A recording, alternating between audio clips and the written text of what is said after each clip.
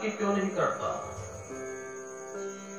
विदेशों में लोग चांद पर जाने की सोचते हैं, अपने बच्चों को फिल्म दिखाते हैं, उनकी गेमें भी अलग होती हैं, उनका पढ़ाई लिखाई का अंतर भी बहुत है।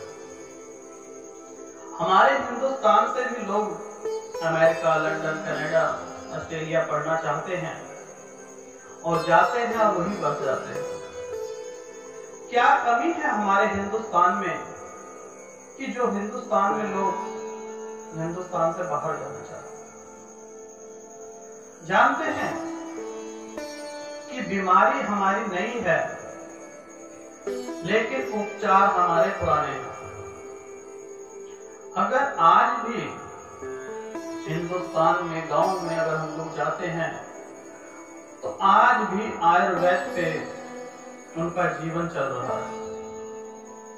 उन्हें एलोपैथिक के नाम पर मानो चिढ़ सी हो गई है। एलोपैथी में इलाज नहीं करवाएंगे, लेकिन नौकरी सरकारी ही चाहिए। बच्चों को सरकारी स्कूल में नहीं पढ़ाएंगे, प्राइवेट स्कूल में पढ़ाएंगे, लेकिन नौकरी सरकारी ही होनी चाहिए। जानते हैं, यही भेदभाव हमारे देश को आगे नहीं बढ़ने देता। आज भी हमारे देश के लड़के, नौजवान रामायण देख रहे हैं, विदेशों में लोग चांद पर जाने की सोच रहे हैं और हमारे देश के युवा रामायण, महाभारत और सावन में जल चढ़ाने के लिए यात्रा करते हैं। सावन में जब जल चढ़ाने की बारी आती है तो हमारे यहाँ के युवक आपको सड़कों पे दिख जाएंगे। अगर देश ने तरक्की करनी है तो इन युवा ही तो हैं जिनसे हमारा देश का उद्धार हो सकता है। चाहे आप छोटे से छोटा काम कीजिए, काम तो कीजिए। एक छोटा सा भी काम हमारे देश को कहां से कहां पहुंचा सकता है। आप लोग जानते हैं चाइना की आइटम इतनी सस्ती क्यों होती है? क्योंकि वहां के हर एक मनुष्य को कुछ ना कुछ घंटे काम करना ही पड़ता है। और हिंदुस्तान में अगर एक आदमी कमा रहा है तो 4 आदमी बैठ के खाते हैं। यह जीवन हम लोग खुद ही नरक बना रहे हैं। अगर जब तक हम लोग अपने हाथ पैर नहीं चलाएंगे और कुछ कमाएंगे नहीं तो बुढ़ापे में यह जीवन नरक के बराबर हो जाता है। अगर आज थोड़ी सी मेहनत करोगे युवाओं तो कल आराम से बैठकर मेवा खाओगे। अन्यथा बुढ़ापे में आपको किराए के मकान ढूंढने पड़ेंगे। कभी 3 साल में बदलो, कभी 4 साल में, कभी 1 साल या 6 महीने में। मकान बदलते बदलते जिंदगी बीत जाती है। सरकार से हम क्या अपेक्षा करें कि जो कुछ कार्य करने हैं वह सरकार ने ठेका ले रखा है। आप भी अपने हाथ पैर हिलाइए। लोग कहते हैं हमारे देश के प्रधानमंत्री चाय बेचते थे, चाय का बिजनेस उन्होंने चलाने को कहा, वह बुरा है।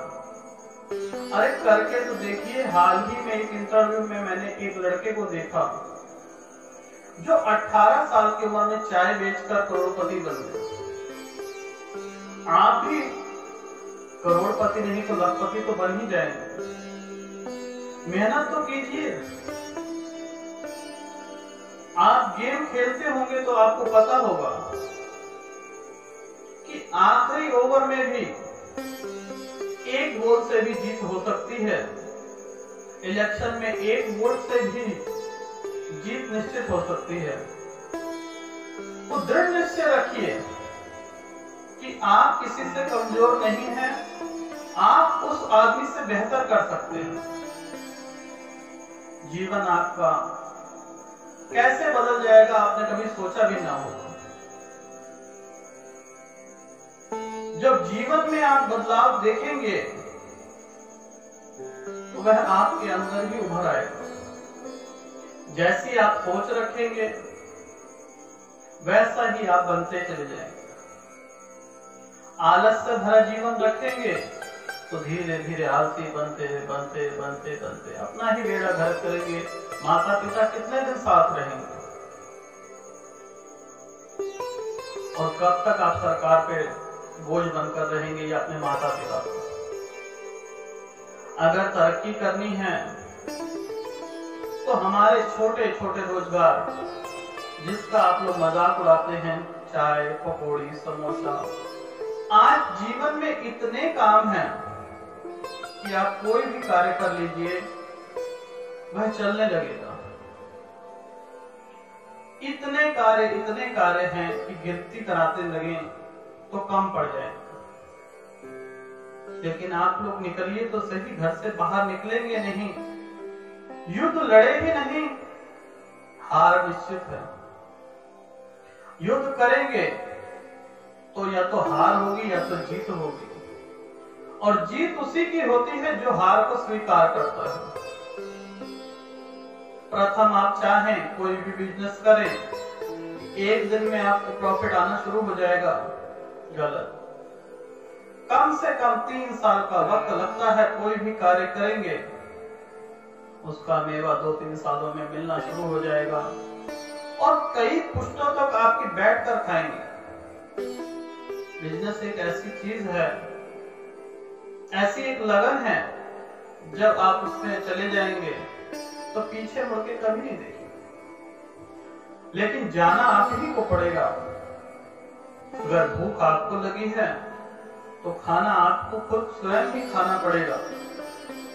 अन्यथा मैं कहूं कि मैं खाना खा लूंगा और आप लोगों का पेट भर जाएगा तो यह सत्य नहीं, असत्य है कि जो भी कार्य करने हैं वह आपको स्वयं ही करने हैं। कुछ कीजिए, देश बदलेगा तो देश का नाम होगा, और देश का नाम होगा तो आपका भी नाम होगा। देश से ऊपर उठकर कुछ भी नहीं है। अपना योगदान दीजिए इस विकास कार्य में।